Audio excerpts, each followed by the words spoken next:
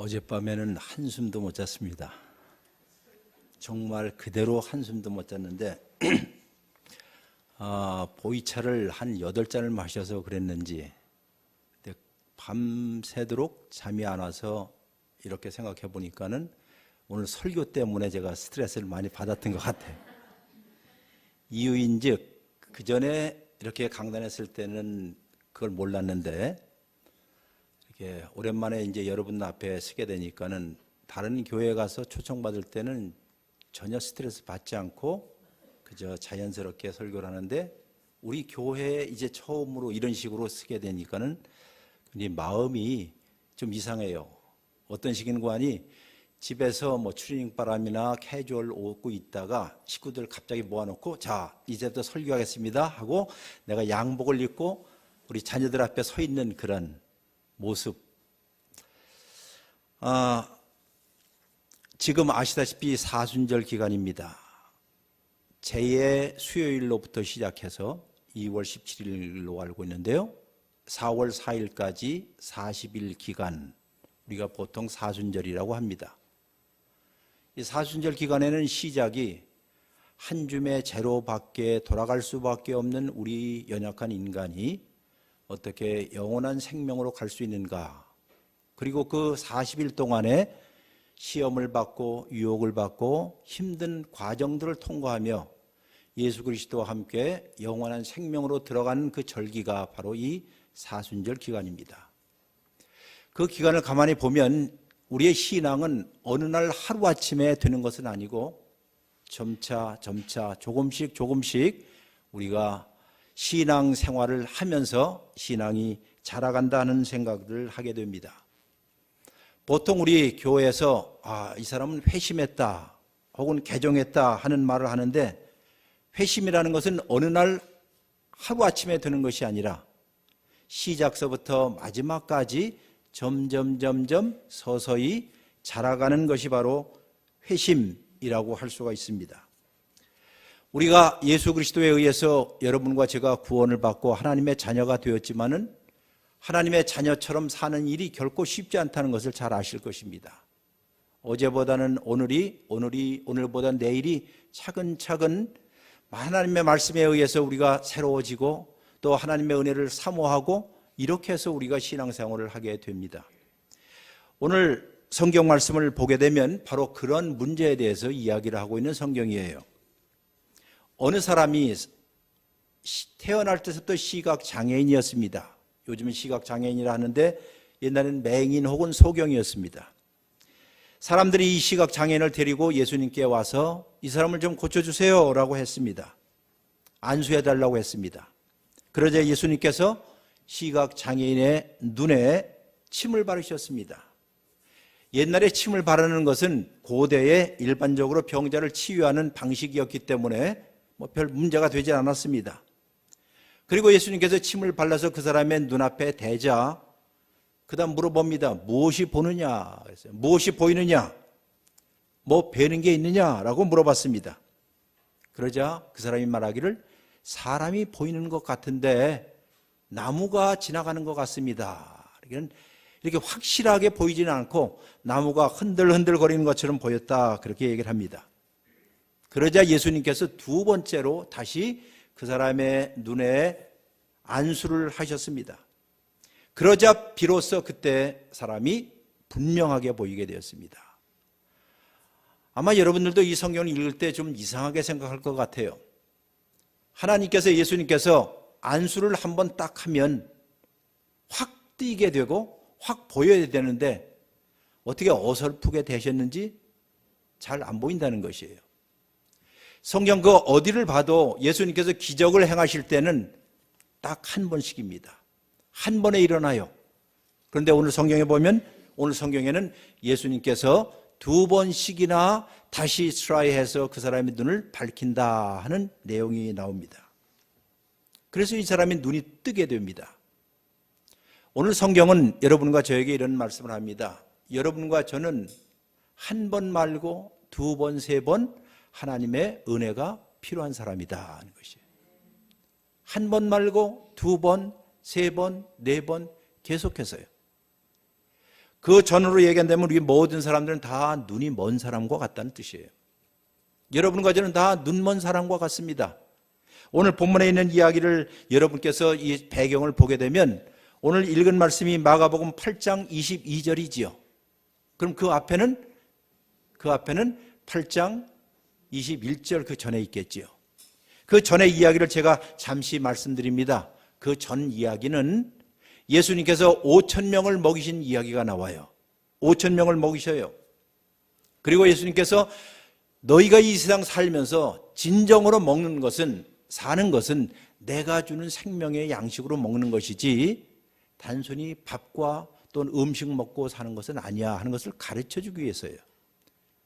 우리가 다 아시다시피 사람이 떡으로만 사는 것이 아니요 하나님의 입에서 나오는 모든 것으로 사는 줄을 알리라 하는 말씀처럼 우리가 밥을 먹고 살지만은 예수님께서 5,000명을 먹으신 이유 중에 하나는 딱 한 가지예요. 진정으로 여러분과 저에게 필요한 양식을 주시는 분은 하나님이시다. 진정으로 양식을 주시는 분은, 생명의 양식을 주신 분은 예수님이시다 하는 것을 가르쳐주고, 예수님이 누구이신 분, 우리가 주기도문을 외울 때 이런 말을 하지요. 우리에게 무슨 양식이라고 그러죠? 일용할 양식을 주시옵소서 그러지요. 이틀의 양식, 3일의 양식 말고 매일같이 하나님의 은혜로 하나님께서 양식을 주셔야만 삽니다 하는 것을 고백하고 사는 것이 그리스도인이에요.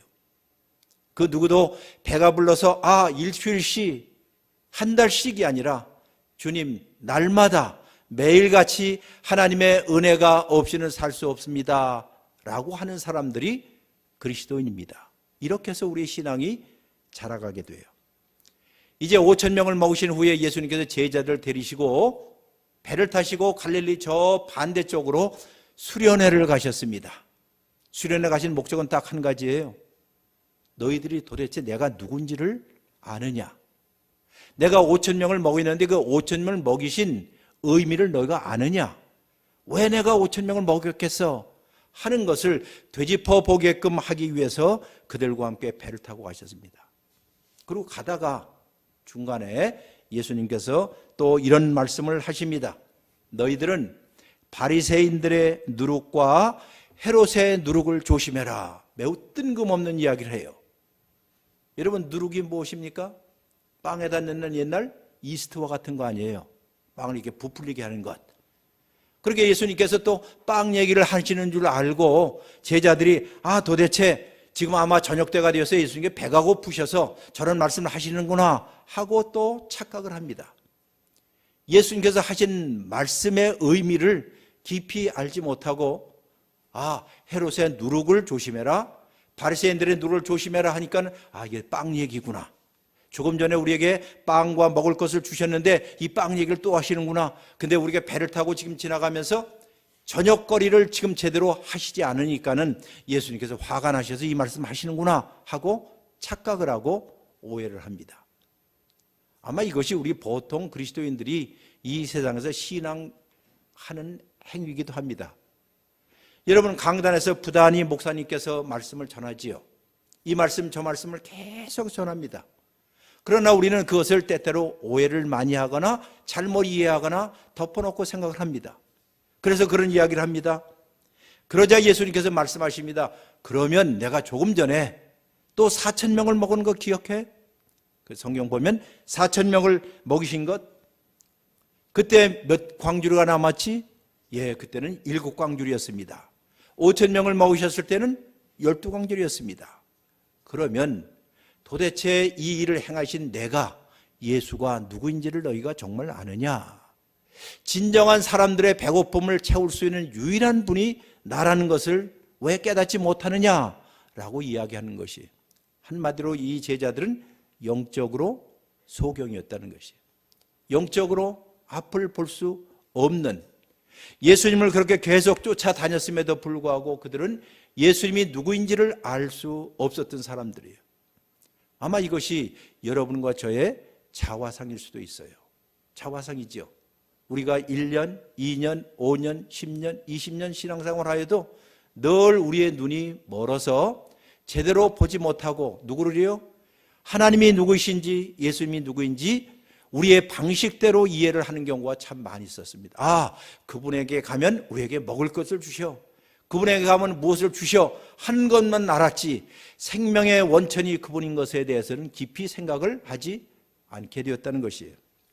이제 이런 일이 있은 후에 오늘 이야기가 나옵니다. 그리고 오늘 이야기가 나온 다음에 그 다음 이야기가 또 나와요. 그 이야기는 예수님이 제자들과 함께 바다 건너 빌립보 가이사라 지방으로 걸어갔습니다. 걸어갈 때 조금 전에 제자들이 예수님 앞에 야단을 맞았기 때문에 서로 눈치를 보다가 이렇게 하다가 예수님께서 그들의 침묵을 깨뜨리시고 물어봅니다. 야, 도대체 너희는 나를 누구라고 하느냐라고 물어봐요. 단도직입적으로 물어봅니다. 물론 이제 사람들은 나를 누구라고 할 때 아, 예수님이 이런 분이다 저런 분이다 얘기했는데 그러지 말고 너희들은 나를 누구라고 하느냐. 여러분, 신앙이라는 것은 항상 1인칭 고백이 중요하겠죠. 아, 목사님이 그렇더래요. 누가 그렇더래요. 우리 아버지가 그렇더래요가 아니라 여러분과 저에게 직접 물어봅니다. 너는 나를 누구라고 하느냐 할 때, 너는 나를 누구라고 하느냐라고 이야기할 때 베드로가 대표로 얘기했죠. 주는 누구로? 주는 그리스도요 라고 했어요. 주는 그리스도라는 말은 구약으로 얘기하면 주는 메시아라는 뜻입니다. 그리스도는 헬라어고 그 헬라어는 원래 히브리어로 메시아예요. 즉 주님 예수님 당신은 그리스도이십니다. 당신은 메시아입니다 라고 얘기를 해요. 올바른 대답이었죠. 그러나 2% 부족한 대답이었어요. 자기가 생각하고 있는 메시아, 자기가 생각하고 있는 하나님, 자기가 생각하고 있는 예수님에 의해서 그 얘기를 하는 것이. 그러니까 예수님이 그 다음 하시는 말씀이 내가 지금 저 예루살렘으로 가는 거야. 지금 사순절입니다. 예루살렘에 왜 간다고요? 내가 죽으러 가는 거야. 많은 사람을 위해서 내가 죽으러 가는 거야. 죄인들을 위해서 내가 죽으러 가는 거야. 그런 메시아야 라고 얘기하자 펄쩍 뜁니다. 아니, 그런 메시아는 있을 수 없습니다. 어떻게 당신이 죽습니까? 그건 아닙니다 라고 이야기하자 예수님께서 뭐라고 그러지요? 사탄아, 내 뒤로 물러가라고 그래요. 조금 전까지만 해도 예수님이 메시아라고 했음에도 불구하고 예수님께서 너는 지금 나에 대해서 잘못 오해를 하고 있어. 잘못 오해를 하고 있어. 분명히 알아야 되는데 잘못 오해를 알고 있어. 자, 이 두 사건, 하나는 5,000명, 4,000명을 먹이신 이야기가 있고요. 하나는 메시아에 대해서 잘못 생각하고 있는 제자들이에요. 양쪽 다 제자들이 한마디로 무엇이 멀었어요? 눈이 멀었다는 것이에요. 마음의 눈이 멀은 거예요. 이 마음의 눈이 멀은 제자들을 요 이야기 가운데 샌드위치처럼 오늘 본문에 있는 말씀이 있습니다. 자, 오늘 본문에 있는 말씀은 예수님께서 어느 시각장애인 맹인을 데리고 마을 바깥으로 데리고 갔습니다. 그리고 거기에서 한 번 침을 발라서 안수했는데 보여요, 안 보여요?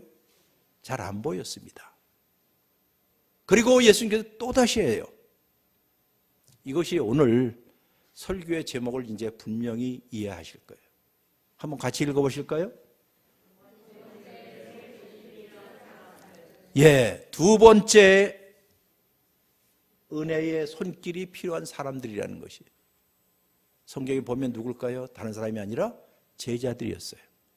아니, 여러분과 제가 하나님의 두 번째 은혜의 손길이 날마다 필요한 사람이라는 것이. 하나님, 우리의 눈이 분명치 않습니다. 내가 주님에 대해서 잘못 이해할 수도 있습니다. 주님, 저를 불쌍히 여겨주시고 다시 주님의 두 번째 은혜가 필요한 사람입니다 하고 절박한 심정으로 주 앞에 나오는 사람. 예수님이 실패했기 때문이 아니라 예수님이 한 번에 치료할 수 있음에도 불구하고 두 번째, 세 번째 한 이유는 여러분과 저에게 알려주시기 위해서요.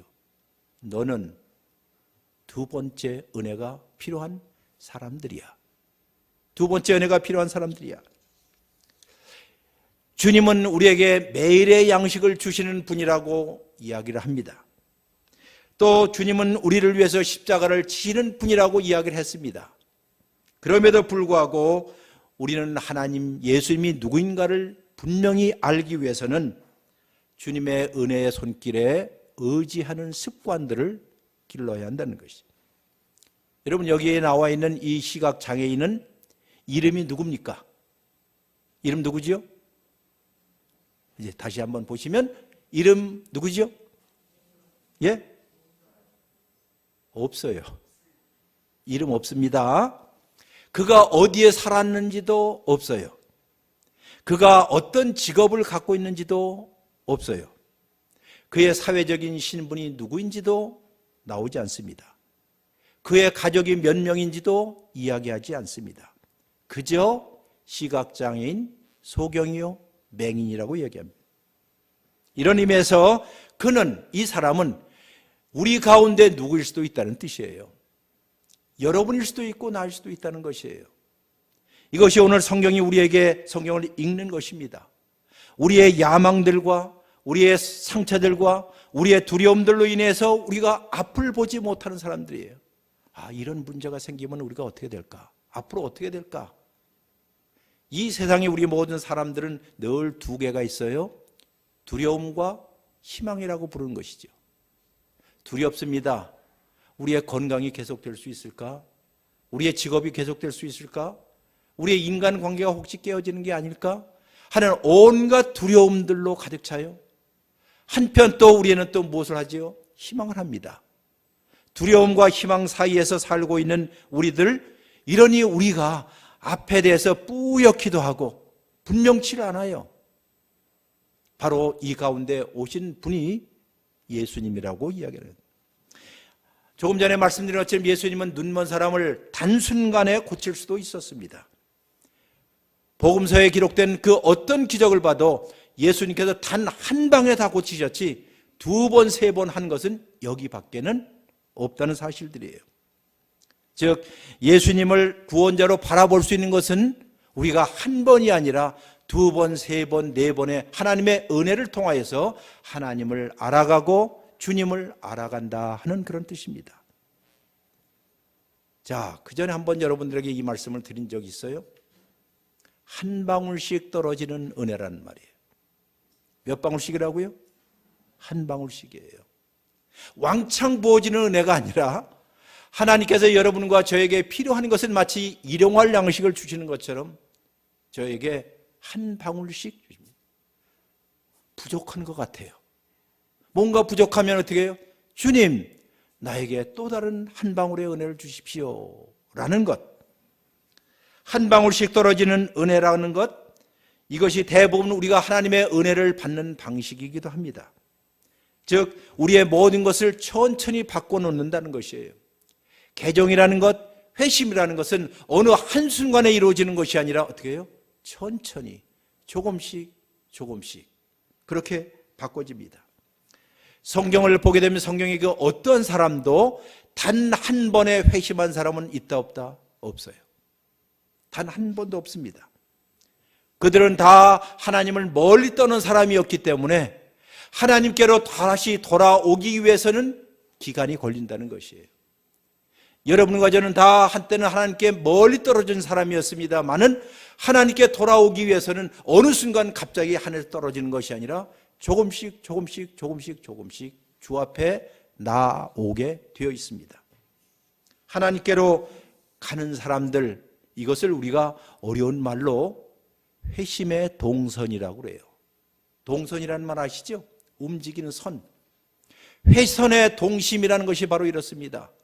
여러분과 저의 삶의 회심이 작동하는 방향입니다. 회심의 운동성입니다. 그러므로 우리가 주 앞을 향하여서 가는 일들, 날마다 조금씩 한 방울씩 점진적으로 흘러들어온 하나님의 은혜 때문에 우리가 그분을 조금씩 볼 수가 있게 되는 것이에요. 어린아이가 어른이 되기 위해서는 어느 순간 되지는 않지요. 시간이 걸리잖아요. 어른이 되어서도 성숙해 가는 것도 과정이 필요합니다. 과정이 필요해요. 어린이만 철이 드는 것이 아니라 누구도요? 어른도 철들어야지요. 철드는 것은 때가 오는 거 아니겠어요? 결혼한 부부가 결혼 전에 서로에게 생각했던 것이 지금 이 사람인가 라고 생각하고 하는데 그 시간 아는데 먼 시간 걸리지 않습니까? 그런 긴 과정을 통하여서 상대방을 알아가는 것 아니겠어요? 우리 속에 아픈 일이 있거나 혹은 실망을 통해서만 우리는 지혜를 습득하고 또한 우리의 삶의 신중함을 습득하게 되는데 그런 일들에 대해서 우리가 감사하는 마음이 하루아침에 일어나지는 않게 돼요. 젊은 날에는 우리의 소욕들, 우리의 감정들, 우리의 성질들이 살아서 팍팍팍 움직이지만은 그러나 마모되고 점점 성화됨으로 인하여서 우리는 천천히 나는 하나님의 은혜가 필요한 사람이구나 하는 것을 느끼게 되는 것이에요. 치료하는 하나님의 은혜가 한 방울씩 우리의 깨어진 삶 속으로 들어오게 되면, 우리의 마음 속으로 들어오게 되면 그렇게 해서 우리는 예수님에 대해서, 우리 자신에 대해서 이전과는 새롭게 자기 자신을 바라보게 됩니다. 다른 데 멀리 보지 마시고 한번 스스로 우리 자신을 보세요. 그래도 이나마 하나님의 은혜로 내가 이만큼 되었구나 하는 생각을 하면 제일 먼저 오는 것이 감사입니다. 고맙습니다. 감사합니다. 하나님의 은혜입니다. 은혜의 손길은 하루아침에 일어나지 않는다는 사실들을 꼭 기억하십시오. 열화 전에 제가 읽었던 그 이야기를 옛날 교인들은 기억하실 거예요. 그 이야기를 여러분이 다시 한번 들려드릴 테니 보세요. 한 가정이, 한 부부가 어떻게 해서 마지막 순간에 진정한 사랑에 서로를 알아가는 과정인가 하는 거지. 개종이라는 것은, 회심이라는 것은 하루아침에 일어나지 않는다는 사실들이에요. 미국의 피츠버그에 있는 어느 목사님이십니다. 지금은 저 프린스턴 신학교의 총장이 되신 분인데 그가 목회하면서 경험했던 자기의 자서전적인 이야기를 이렇게 썼어요. 저도 그 이야기를 들으면서 굉장히 감동을 많이 받았어요. 그분이 목회하면서 지난해에 사랑하는 교인 두 사람을 잃었습니다. 두 사람을 묻었습니다. 한 분을 잃었습니다. 그것은 베일리 뷰캐넌이라는 박사님이었습니다. 교인의 장로였습니다. 그분은 자기 아내 이름이 아그네스였는데 아그네스가 세상을 떠난 지 얼마 되지 않아서 따라서 세상을 떠났어요. 부부가 1년 사이에 세상을 떠나게 된 것이에요. 이 두 부분을 잃었기 때문에 이 목사님은 마음이 몹시 상했습니다. 한평생 같이 살았던 교인을 먼저 묻게 되니 그 마음이 얼마나 슬펐는지요. 그러면서 회고를 해봅니다. 그분 두 분이 살아계실 때 지금으로부터 7, 8년 전 일이었습니다. 두 분이 살아있을 때 그분들이 살고 있던 아파트로 신방을 가게 되었습니다. 그리고 그분들이 차려준 저녁 만찬 식사를 하게 되었습니다. 근데 그때쯤 돼서 그 부인 아그네스 권사님은 치매를 앓고 있었어요. 그 부인은 치매를 앓고 있었어요. 노인성 치매가 조금 심했는데 저녁 식사에 이제 도착하여서 이제 식사하러 이제 들어갔는데 그 부인 권사님인 아그네스가 목사님이 오셨으니까 반가워서 손을 잡고 자기 거실에, 외국 사람들은 집에 거실에다가 액자를 많이 걸어놓거든요. 사진들을 어려서부터 아이들 사진 쭉 걸어, 친척 사진부터. 그러면서 하나씩 얘기하는 거예요. 이게 누구, 이게 하는데 치매기 때문에 이름이 떠오르지 않는 것이에요. 그러니 그 광경분이 얼마나 애처롭겠어요. 이게 하다가 거기에 있는 모든 얼굴들이 마치 옛날 추억을, 아그네스에게 추억을 불러내듯이 호명을 하는데 자기는 그들의 이름을 잘 기억이 안 나는 것이에요. 참 그 모습을 보니 굉장히 애처로워 보였습니다. 사진 속에 있는 사진의 모든 식구들이 나를 잊지 마세요 라고 외치는 것 같은데 그 사진들을 매일 쳐다보면서 이 아그네스는 자기의 외로움, 고통을 어느 정도 느낄 수 있었을 것이에요. 그날 저녁 시간이 되었습니다. 이제 같이 식사를 해야 되는데 이 아그네스 권사님은 안절부절 못하고 의자에 앉았다가 섰다가 의자에다 이렇게 돌아다녀요. 저는 그때 이 남편이었던 장로님 베일리 장로님 박사가 자기의 사랑하는 아내 아그네스로부터 눈을 뗄 수 없는 것을 보게 됩니다. 그렇죠? 이게 어떻게 되나? 에? 그러면서도 목사인 나와 대화가 끊기지 않으려고 애를 쓰는 모습을 보니까 마음이 더 애처로웠어요. 자기 부인도 저거 해야 되고 목사님하고 대화도 나눠야 되고. 근데 그날 저녁에 식사는 매우 흥미로웠습니다. 아그네스 권사님은 음식을 준비할 수 없었기 때문에 베일리 박사는 평생 한 번도 부엌에 들어가 본 일이 없는 이 장로님이었는데 오전 중에 자기 집에 온 요양보호사에게 음식 한 가지를 부탁했습니다. 오믈렛이었습니다. 오믈렛을 오전에 준비를 해놓고 그리고 저녁 7시까지 이제 기다렸다가 이제 이것을 마이크로 오븐에다 데치는 거예요. 그렇게 해서 잘 데친 음식을 가지고 이제 식사를 하게 된 것이에요. 품위 있게 식탁을 차려놓고 접시들과 포크와 나이프를 차려놓고 목사님하고 이 두 식구는 아주 건강하게 잘 먹었습니다.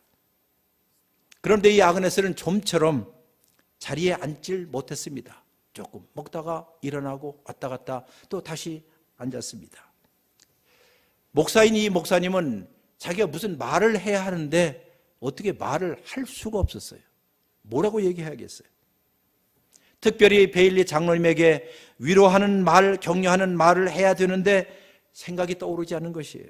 도대체 뭐라고 말해야 할 것인가?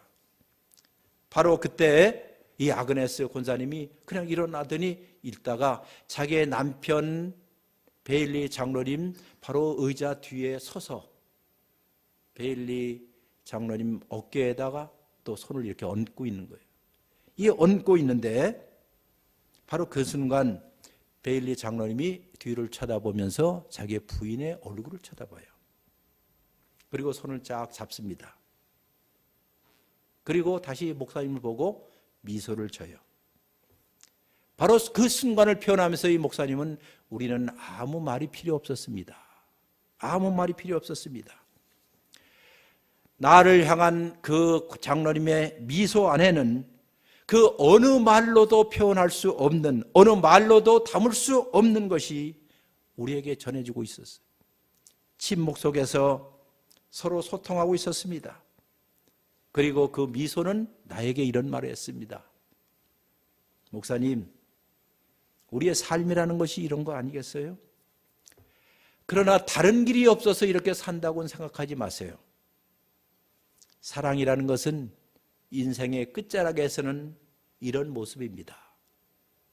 사랑이란 인생의 끝자락에서는 이런 모습일 것이에요. 사랑은 인생의 끝자락에서는 이렇게 생긴 것이지요. 하면서 자기 부인의 손을 잡는 모습. 그 순간 이 목사님은 훗날 이렇게 얘기해요. 바로 이 순간이야말로 진짜 회심이라는 게 무엇인가? 진짜 하나님을 닮아가는 것이 무엇인가? 하나님의 신적 성품을 닮아가는 게 무엇인가? 그는 저명한 외과 의사요, 동네 지도자요, 교회 장로님이었습니다. 그러나 그는 진정으로 사랑하는 것이 무엇인지, 진정으로 그리스도 안에서 하나님을 닮아가는 것이 무엇인지를 보여주었던 사람이었습니다. 그분은 지금 이 순간이야말로 최상의 상태에서 사랑하는 사람, 하나님의 형상대로 지음을 받은 그런 모습이었습니다. 그리고 그 다음 말 이런 말이에요. 그 순간이 자기에게는 성소였습니다. 거룩한 곳이었습니다. 마치 하나님의 은혜가 이슬처럼 내려오는 것을 느꼈습니다. 하나님의 은혜가 이슬처럼 내려온다는 말이에요. 이것이 우리 그리스도인들이 개종하고 회개하고 회심하면서 자라가는 방식이에요. 한 번의 은혜가 아니라 이분들이 여기까지 오는 동안에 1년, 2년, 10년, 20년, 30년 동안 계속되는 동안에 하나님의 은혜의 손길, 하나님의 은혜의 이슬을 머금고 살았기 때문에 이렇게 된 것이죠. 어느 순간 그렇게 되나요? 절대로 그렇지 않습니다. 그렇습니다. 우리가 원하는 모든 것들은 여러분과 제가 사는 날 동안에 우리의 떠는 손을 잡아주는 그 배우자가 있다는 것, 우리의 손을 떠는, 우리의 흔들리는 손을 잡아주는 가족 식구가 있다는 것, 그리고 우리의 두려운 마음을 보듬어 주는 목사님이 있다는 것, 우리의 아픈 심정을 감싸주는 친구가 있을 것이라는 것, 이것이 여러분과 제가 사는 날 동안에 간절히 바라는 것 아니겠어요? 이것이 바로 우리가 우리의 삶 전체를 통해서 보기를 원하는 것입니다. 이게 진짜 보는 것이에요. 우리가 개안에서 보는 것입니다. 이것을 알고 이것을 보려면 오랜 시간이 걸려요. 왜냐하면 하나님의 은혜는 몇 방울씩이요? 한 방울씩 오기 때문이에요. 한 방울씩 한 방울씩 오기 때문입니다. 사랑하는 성도 여러분들, 오늘 이 간단한 말씀이지만은 우리는 우리의 삶 가운데서 하나님의 은혜가 적어도 몇 번이요? 2번 이상 필요한 사람들. 2번 이상 필요한 사람들이. 특별히 여기에는 앞을 보지 못했던 사람처럼 우리의 건강에 위기가 올 때 혹은 직장을 잃을 수도 있고요. 졸업을 하지 못할 수도 있고요. 인터뷰에서 떨어지기도 합니다. 깊이 후회하는 실수 같은 것들, 이런 것들이 우리로 하여금 우리의 삶을 멈추게 하고 우리가 보지 못하게 할 때도 있을 것이에요. 그러나 바로 그 가운데 우리에게 찾아오시는 분이 있어요. 오늘도 말씀을 통해서 여러분의 삶 가운데 오시는 그 주님이 있습니다. 그 주님이 오시거든 우리는 기꺼이 마음을 열고 이렇게 한번 외쳐보세요. 주님, 앞이 보이지 않습니다. 저에게 은혜의 물방울을 주세요. 한 번 말고 몇 번이요? 한 번 이상 주세요. 이것이 바로 하나님의 은혜를 구하는 방식입니다. 우리가 이 세상 살면서 이런 일 저런 일 때문에, 두려움 때문에 혹은 걱정 때문에 앞이 보이지 않을 때, 모든 것이 불투명하게 보일 때 그분께서는 분명히 여러분과 저를 사랑하셔서 두 번째 은혜의 손길로 우리를 안수하시려고 기다리고 있습니다. 기다리고 있습니다. 이 길만이 우리가 점진적인 회심을 경험하는 유일한 길이고, 이 길만이 우리가 우리의 영혼이 치유받는 유일한 길이기도 할 것이에요. 바로 이때 우리는 내가 누구인지를 알게 되고 내가 믿는 예수님이 누구인지를 알게 될 것입니다. 사랑하는 우리 무지개 교회 성도 여러분들, 함께 길을 지금까지 걸어오셨던 여러분들, 이제는 또 누군가의 떨리는 손을 잡아주는 손이 되십시오. 누군가의 두려움과 공포 가운데 있는 사람들에게 은혜의 단비를 줄 수 있는 사람이 되십시오. 이것이 오늘 우리에게 주시는 하나님의 말씀입니다. 기도하시겠습니다.